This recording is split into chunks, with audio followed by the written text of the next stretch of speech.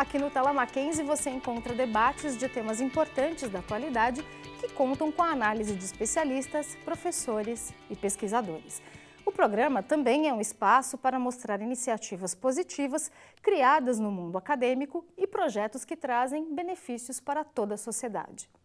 No programa de hoje, nós vamos tratar do uso da internet pelos jovens, questões legais e o papel dos pais e educadores. É um assunto da maior importância porque o número de crimes cibernéticos é assustador. Cerca de 2/3 dos internautas adultos do mundo já foram vítimas de algum desses crimes. E no Brasil, cerca de 76% dos internautas já sofreram golpes online. E para falar sobre o tema, temos dois convidados. Solange Barros, professora da Faculdade de Computação e Informática e coordenadora do LEME, Laboratório de Estudos em Ética nos Meios Eletrônicos do Mackenzie. E Marco Aurélio Florencio Filho, professor de Direito Digital e Telecomunicação do curso de pós-graduação do Mackenzie e vice-presidente da Comissão de Crimes de Alta Tecnologia da OAB. Bom, vamos começar o programa falando um pouquinho sobre quais são esses perigos do mundo virtual? Pois não. Nós temos que, em primeiro momento, encarar que o mundo virtual ele é uma repetição daquilo que acontece no mundo real. Então, se no mundo real existem perigos, no mundo virtual também. Então, as pessoas que estão usando a internet, principalmente os jovens, as crianças, quando se expõem à internet, expõem a sua vida, fotografias, dados pessoais, elas estão colocando a sua intimidade que outras pessoas estão acessando, que outras pessoas que têm interesses obscuros aí estão, e vão querer utilizar esses dados de uma forma indevida. Então, os riscos são muitos e variam na gravidade. Podem ser desde um pedófilo, você colocar a criança dados impróprios, como dados pornográficos, e variam aí na sua gravidade. Uhum. Conta pra gente um pouquinho do que o Laboratório de Estudos em Ética nos Meios Eletrônicos faz. É o LEME, não é isso? Isso. O nome é até bem interessante. Isso.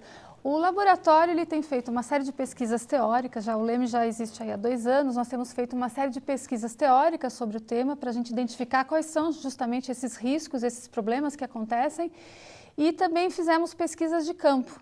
Nós entrevistamos nos últimos 2 anos mais de 2.000 jovens entre 10 e 23 anos do ensino público e privado para a gente identificar um pouquinho o tipo de uso que esses jovens fazem da internet e a partir daí temos um diagnóstico.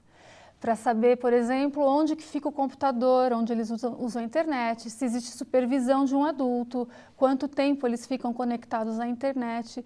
E a partir desse diagnóstico, a nossa ideia é propor uma alternativa concreta, viável, para que essa exposição e esses riscos sejam minimizados. Uhum. E quais foram os resultados desse diagnóstico? Vocês conseguiram ter um perfil de como esses jovens acessam a internet? Sim, os dados que eu vou te falar agora, eles são dados genéricos dos alunos de escolas públicas e particulares. Foram muitos dados porque o questionário ele tinha mais de 20 perguntas. Uhum. Qual que era a faixa etária? Entre 10 e 23 anos.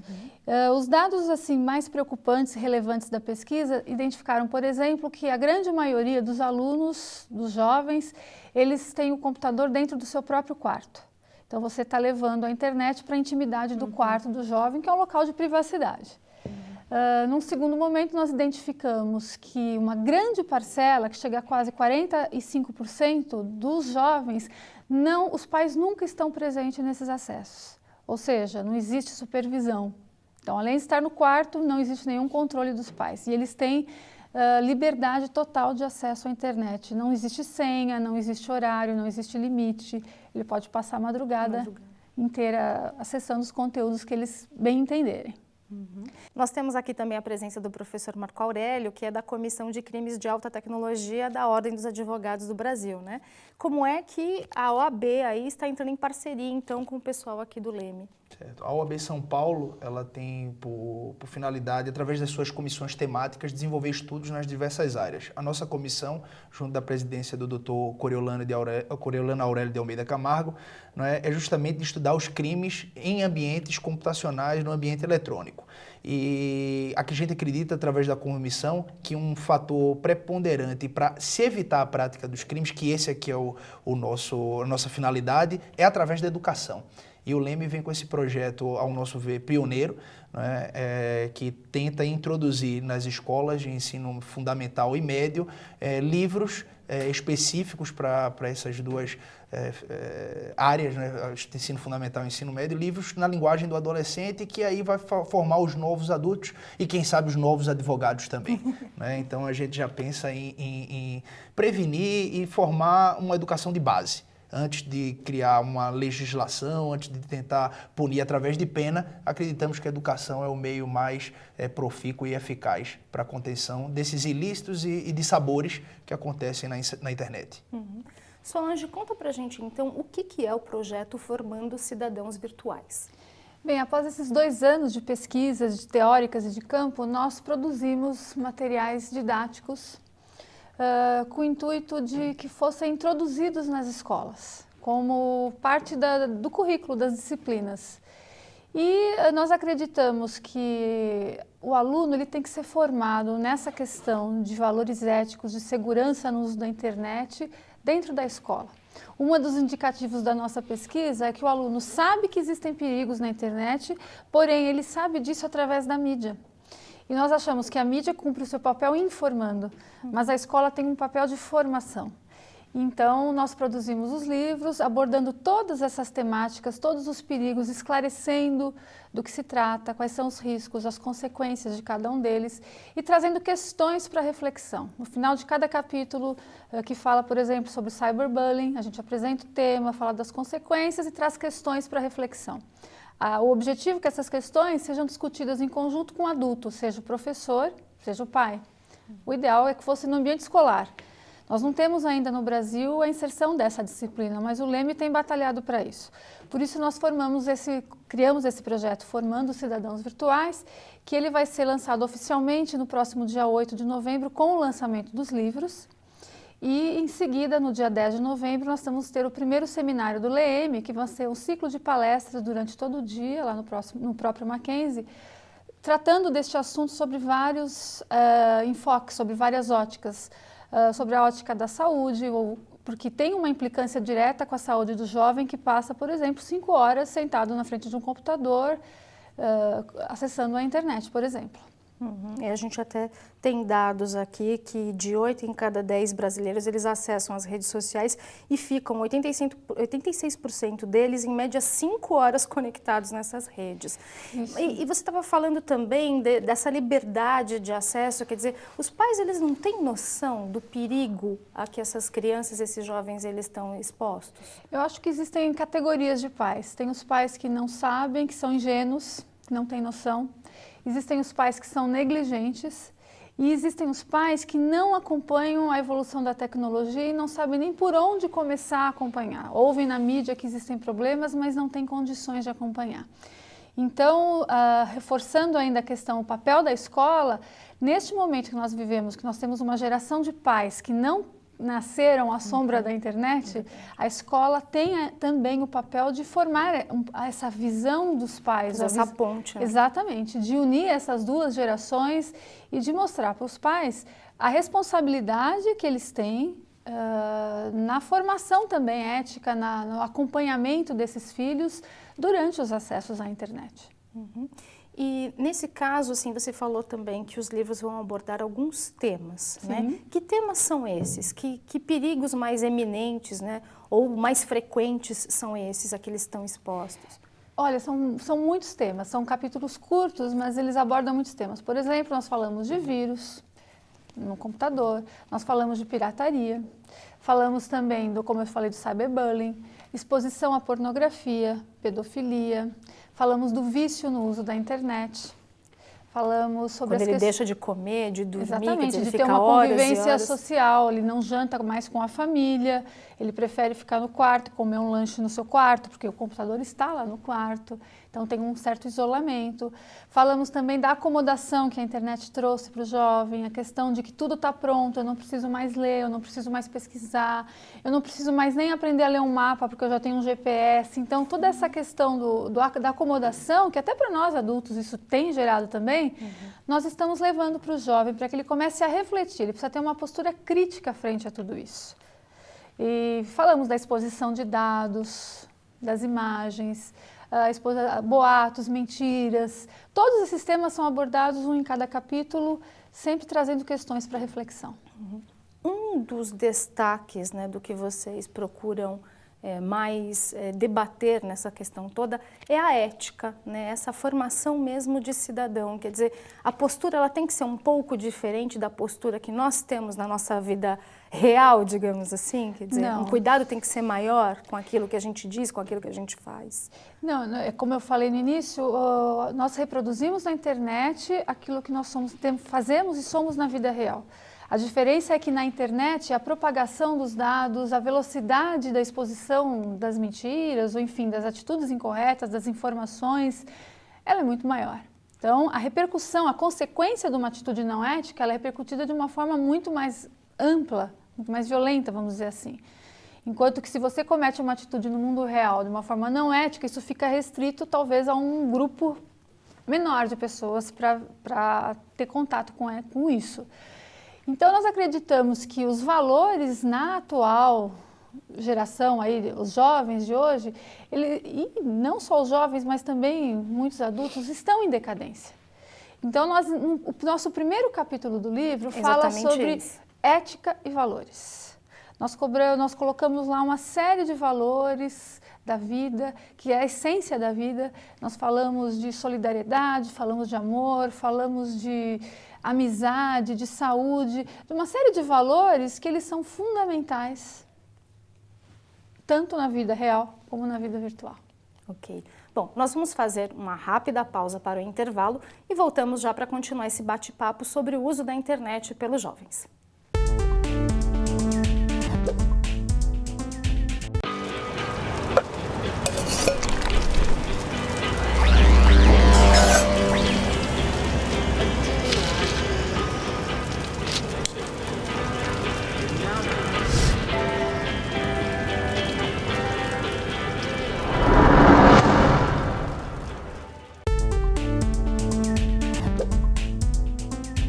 Voltamos com o Tela Mackenzie. O tema do programa de hoje é o uso da internet pelos jovens, questões legais e o papel dos pais e educadores. Bom, eu gostaria de falar sobre um tema que é muito importante e recorrente nas escolas, nas universidades, que é a questão da pesquisa, né? Esse projeto também tem um foco aí em ajudar o aluno a fazer pesquisa e entender a gravidade de plagiar trabalhos, por exemplo, não é isso? Isso. Um dos capítulos fala sobre a questão do plágio e até a compra de trabalhos prontos.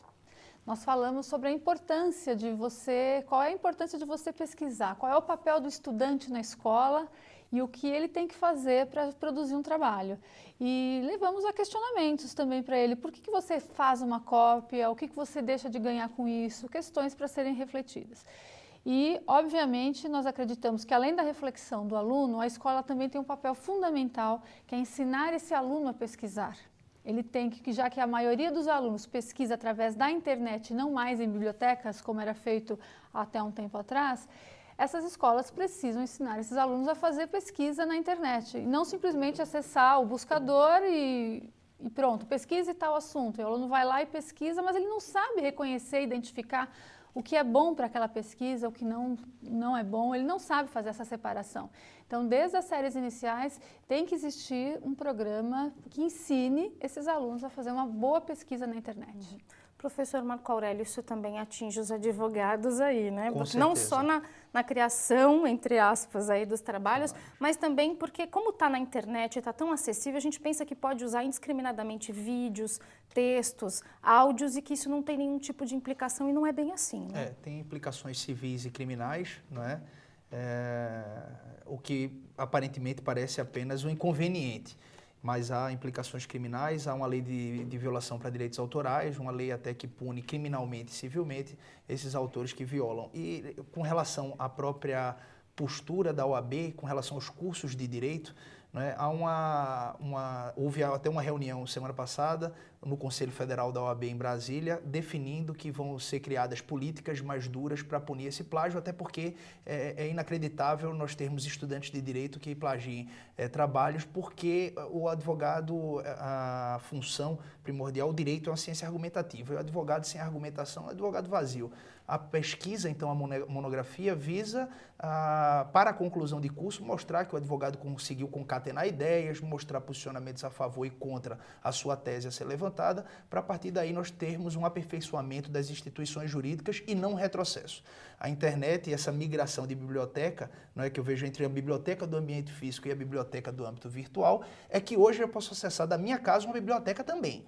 Mas eu tenho que olhar quem são os autores, tem um conteúdo vasto, eu tenho que saber o histórico, a credibilidade daquele artigo, para também a facilidade de escrever, né, ficou muito grande, porque a gente não tem o custo de impressão.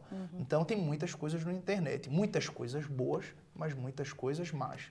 Então, a OAB, na seccional São Paulo, sempre foi preocupada com isso. O presidente Durso sempre foi preocupado nessa política de aperfeiçoamento das instituições jurídicas e dos cursos. O Mackenzie também, né, saiu pioneiro, foi feito através da comissão OAB vai à faculdade, foi feito um evento no Mackenzie, falando sobre ética, prerrogativas e exame de ordem, e a Comissão de Crimes de Alta Tecnologia da OAB também fez um evento no Mackenzie nesse segundo semestre, falando sobre o marco civil da internet. O Leme esteve lá, a doutora Solange falou sobre a ética no uso dos meios eletrônicos, questões que sempre perpassam quando a gente fala a internet, né? Eu diria que a questão precípua é ética e retomo a ideia de educação.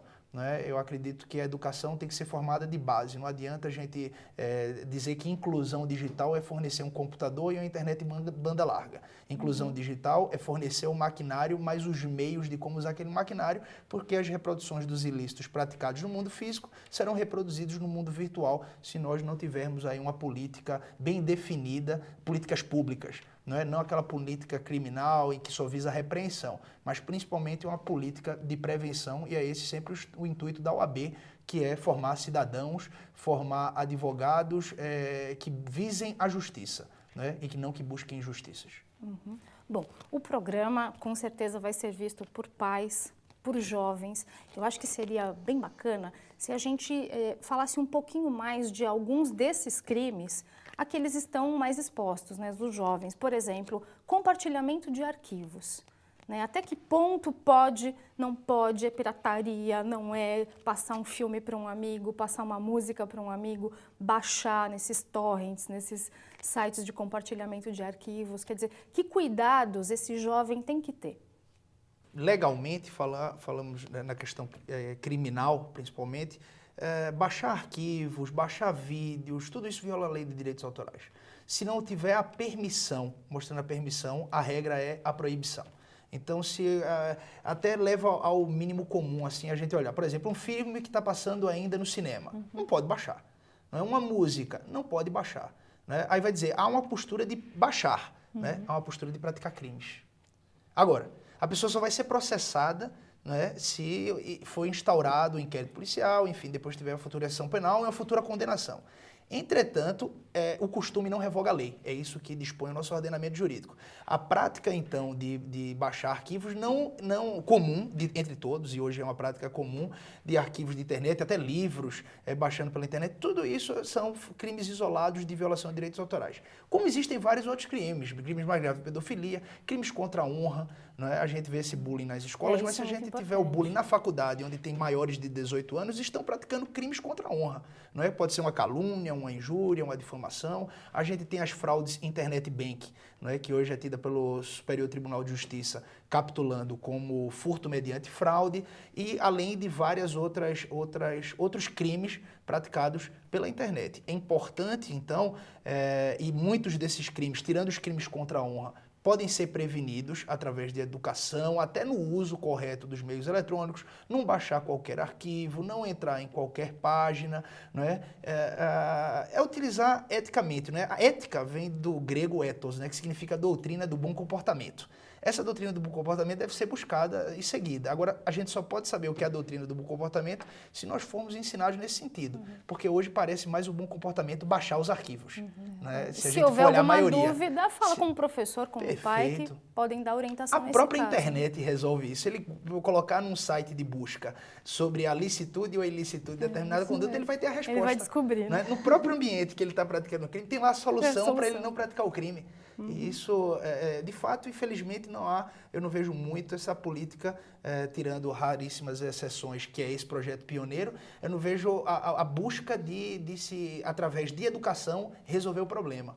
Eu vejo muito mais por legalização e por isso essa comissão da OAB, junto com o Mackenzie, também outras universidades, mas também o Mackenzie, porque estivemos lá no evento, estamos tentando implementar essa política de educação e o Leme é um grande parceiro com relação à Comissão de Crimes de Alta Tecnologia nesse sentido. Uhum. Você citou bem o caso de boatos e cyberbullying.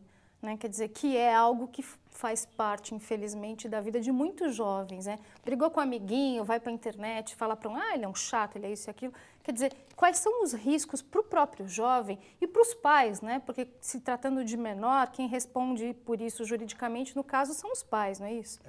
Os pais respondem juridicamente pelos atos dos filhos. Criminalmente, a responsabilidade é individual. Então, por exemplo, eu se tiver um filho, o filho pratica um ilícito que seria como crime, eu não posso ser punido por ele. Ele que tem que ser punido. Para que ele seja punido, ele tem que ser maior de 18 anos. Essa é a lei penal dispõe isso, por um critério aí que o legislador tomou. Tirando isso, mas entretanto não há o afastamento da responsabilidade civil dos pais, que é a chamada culpa in vigilando. Às vezes das escolas, na culpa in vigilando também dos jovens, às vezes do empregador, na culpa in eligendo, não soube escolher direito o empregador, algo que a gente chama de responsabilidade solidária. Então os pais respondem civilmente pelos danos materiais e morais causados pelos seus filhos na internet. E isso é uma preocupação porque os pais desconhecem disso aí. Então, os menores que vivem brigando e aquelas brincadeiras ardilosas, né, entre menores, falando de características, maculando a honra do menor, etc. Algumas que levam até o suicídio, para a gente ver a gravidade da situação. O pai, ele não pode alisar o filho, por dizer assim, não é passar a mão na cabeça, meu filho não é assim. Tem que tomar medidas mais duras, medidas de repreender, até dizer, olha, você não vai usar mais a internet porque não sabe usar a internet. Para que ele não tenha responsabilidade, não é a responsabilidade civil, reparar por danos financeiramente. É extremamente possível pelo ordenamento jurídico brasileiro.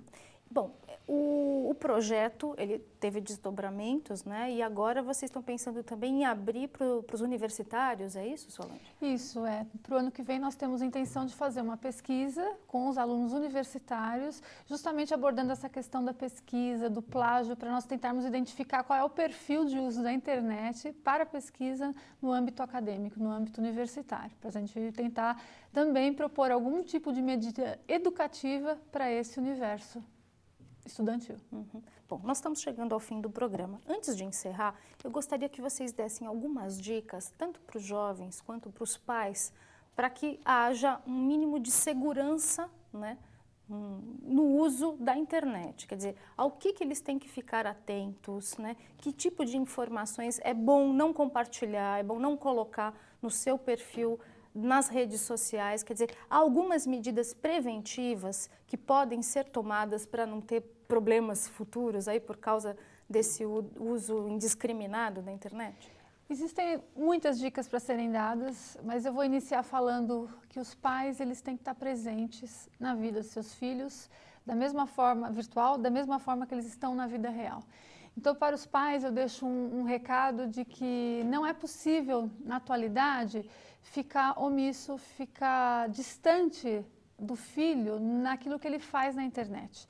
Ele precisa acompanhar desde cedo, desde os momentos iniciais da vida do filho na internet, o pai precisa estar junto, precisa mostrar para ele fatos, casos reais.